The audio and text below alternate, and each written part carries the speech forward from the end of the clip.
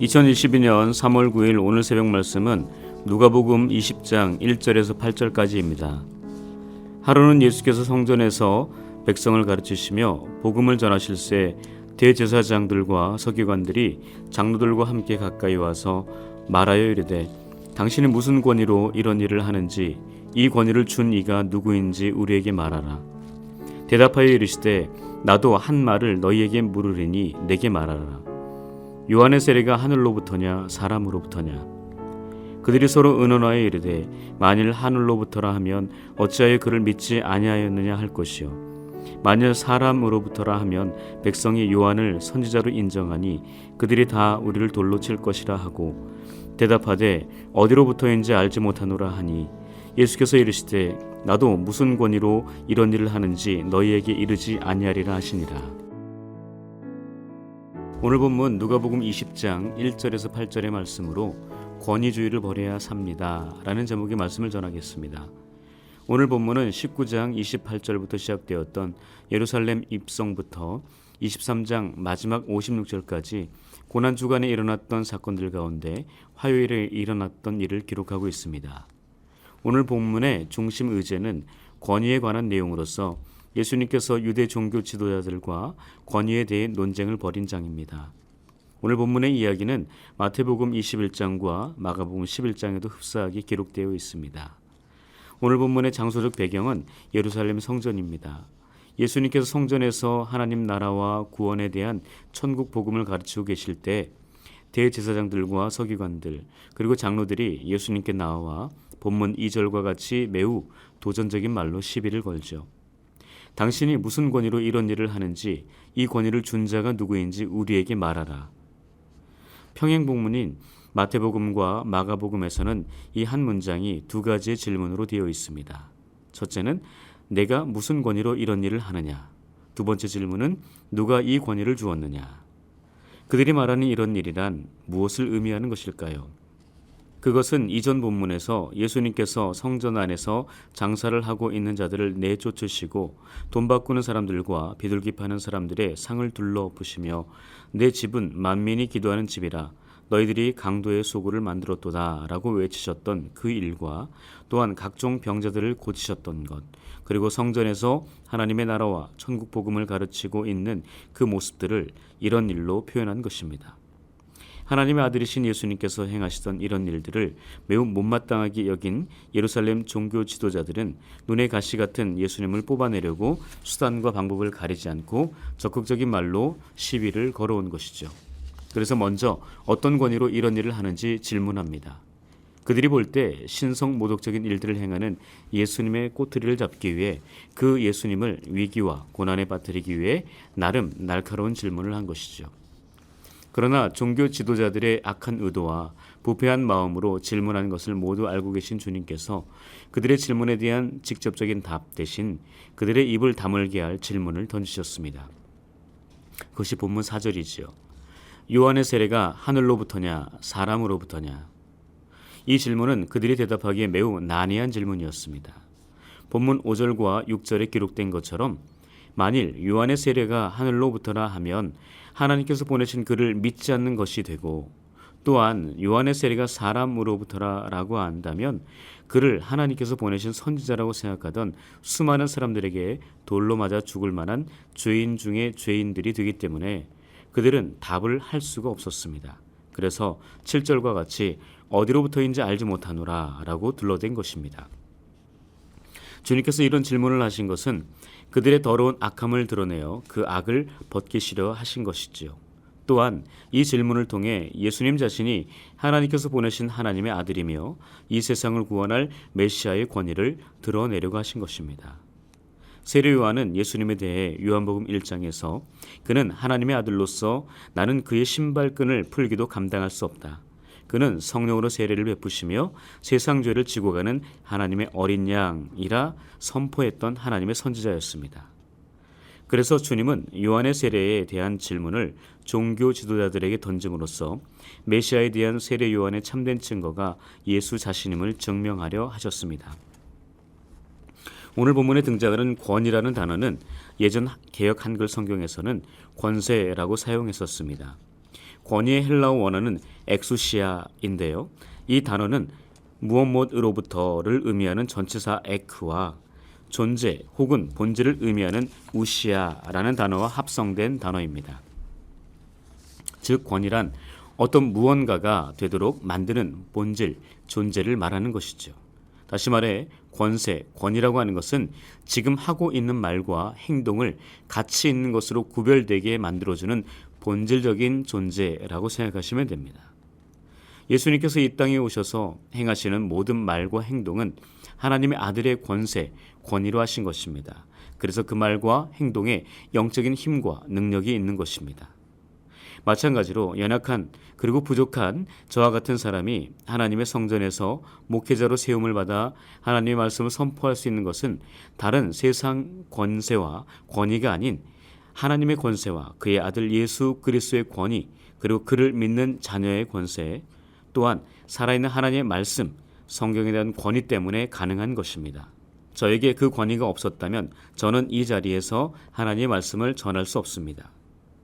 하나님께서 그러한 권위를 저에게 부여해 주셨기에 거룩한 연동의 성전에서 하나님의 말씀을 전하고 있습니다.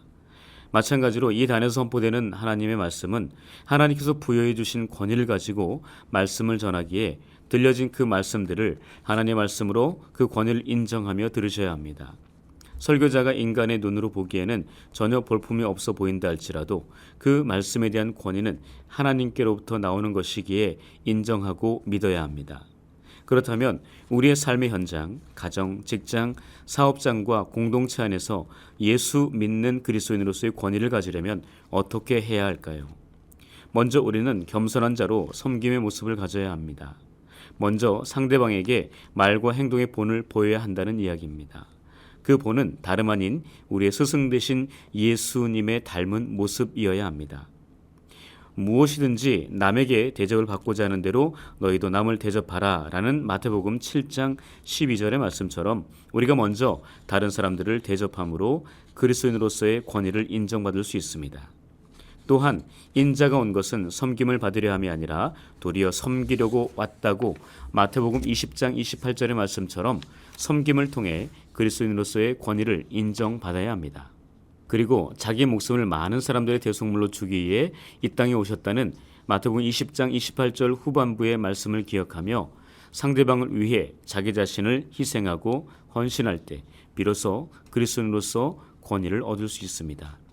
먼저 대접하고 나누고 베푸는 사람, 낮은 자세로 먼저 섬기는 삶, 상대방을 살리기 위해 자기를 희생하고 헌신하는 삶을 통해 우리는 진정한 그리스도인으로서의 권위를 하나님과 사람들로부터 인정받을 수 있습니다. 그리고 이 모든 것들을 이론적으로 말로만 하지 말고 행동으로 보여줘야 하지요. 즉 언행의 일치가 일어날 때 비로소 그리스도인으로서의 바른 권위가 세워질 수 있습니다. 그리스도인으로서의 권위를 인정받기 위해 우리가 지나치지 말아야 할 것이 또 하나 있습니다. 그것은 바로 본문에 등장하는 대제사장들과 서기관들 그리고 장로들의 모습 속에서 찾아볼 수 있습니다.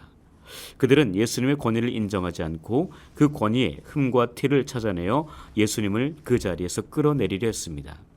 그들은 예수님께 집중되어 있는 권위, 그 권력, 권세를 빼앗으려고 인간적인 더러운 욕심을 부린 것입니다. 우리 주변에는 예수 닮은 겸손한 섬김으로 그 권위를 인정받으려 하지 않고 상대방의 약점을 잡아 여기저기 광고하여 그 사람이 가진 권위를 잃어버리도록 하는 파렴치한 사람들이 있습니다.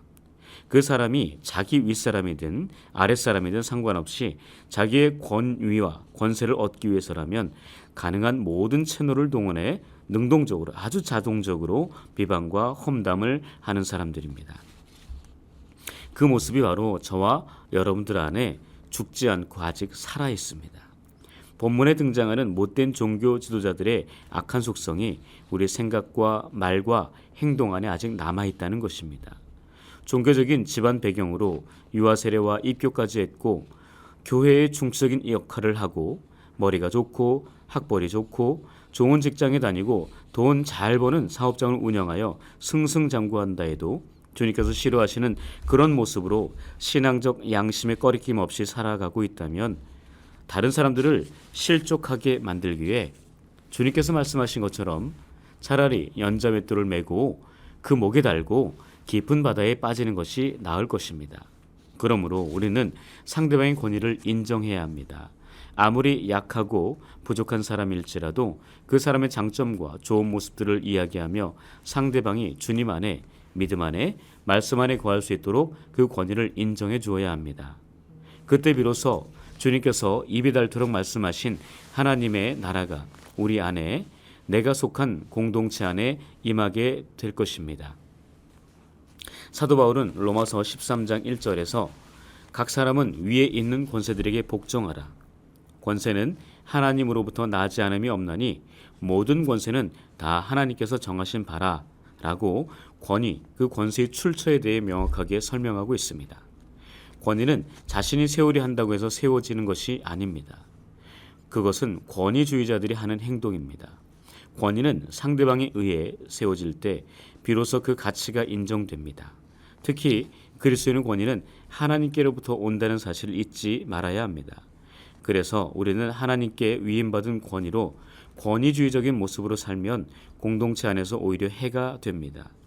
권위는 권위주의로 세워지지 않기 때문에 권위는 있어야 하지만 권위주의는 철저하게 버려야 합니다. 권위는 사람을 감화시키지만 권위주의는 사람을 굴복시키려고 강압과 폭력으로 세우려 하기 때문에 권위는 존중하되 권위주의는 날려버려야 합니다. 권위는 하나님께로부터 나오며 하나님께서 정하는 것이기에 진정한 성경적 가치가 있음을 깨닫고 자신의 직위나 역할을 이용하여 위협적이고 강압적인 권력을 행사하는 악한 권위주의를 우리 안에서 추방해야겠습니다. 그러므로 우리가 오늘 하루 살 때 하나님께 부여받은 권위로 나와 함께하는 이들을 사랑하며 섬기되 혹시 한순간이라도 권위주의적인 부분이 발견된다면 철저하게 회개하고 주님만 닮는 거룩한 백성들이 되시기를 주님의 이름으로 간절히 축복합니다. 기도하겠습니다. 아무것도 염려하지 말고 다만 모든 일에 기도와 간구로 너희 구할 것을 감사함으로 하나님께 아뢰라. 그리하면 모든 지각에 뛰어난 하나님의 평강이 그리스도 예수 안에서 너희 마음과 생각을 지키시리라 라고 사도 바울을 통해 말씀하신 주님, 코로나 바이러스와 산불과 같은 자연재해 그리고 전쟁, 이 모든 근심과 걱정으로 녹록하지 않은 우리의 삶 속에서 주님을 향한 기도와 간구하기를 원하시는 주님께 날마다 순간마다 간절함으로 아뢰는 저희가 되게 하옵소서. 두렵고 불안한 마음에 하나님의 평안과 평강의 영으로 함께하사 오직 그리스도 예수 안에서 안전함을 누리게 하옵소서. 죄인된 우리를 구원하시기 위해 주님의 몸된 교회를 세우신 하나님, 그 귀한 사역을 위해 128년의 시간을 지나온 연동교회를 위해 기도하오니 연동재단에 선포되는 말씀을 통해 코로나와 여러가지 사회, 경제적 어려움으로 어지러운 고통과 아픔을 겪고 있는 백성들에게 하늘의 위로가 되게 하시고 각자의 삶의 현장에서 견디고 버틸 수 있는 원동력이 되게 하옵소서. 예배로 회복하자라는 기치 아래 2022년을 달려가고 있사오니 살아있는 예배로 하나님께는 영광이요 예배하는 우리 모두에게는 기쁨과 소망이 되게 하옵소서. 연동의 모든 사역의 중심으로 계신 위임 목사님을 위해 기도하오니 옳은 청지기와 같이 말씀과 기도에 깨어 있어 연동교회를 하나님의 뜻과 방향으로 잘 이끄는 모세와 같은 하나님의 사람 되게 하옵소서. 위임 목사님과 함께하는 모든 부교육자들, 평신도 지도자들에게 성령과 지혜로 부어주사 한 성령 안에서 영광스러운 주님의 교회를 만들어가는 디딤돌 되게 하옵소서. 지금도 코로나 바이러스가 우리 삶을 숨통 조이듯 다가오고 있사오나 감염 불안과 죽음에 대한 공포, 직장과 사업장, 가정의 경제적인 위기에 함몰되지 않게 하시고 주님과 함께 힘차게 믿음으로 날아오르는 연동의 가정들 되게 하옵소서.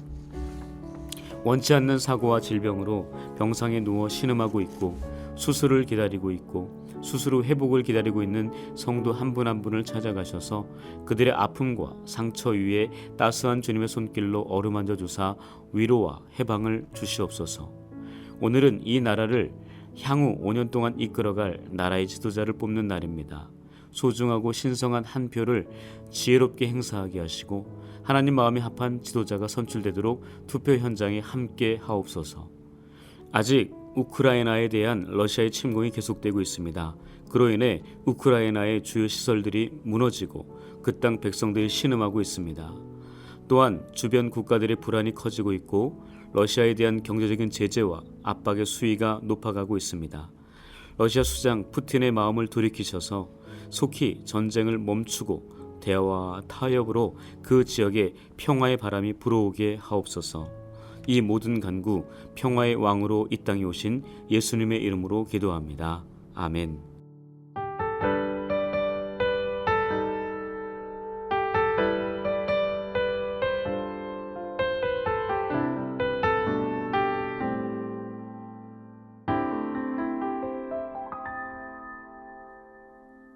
아름다운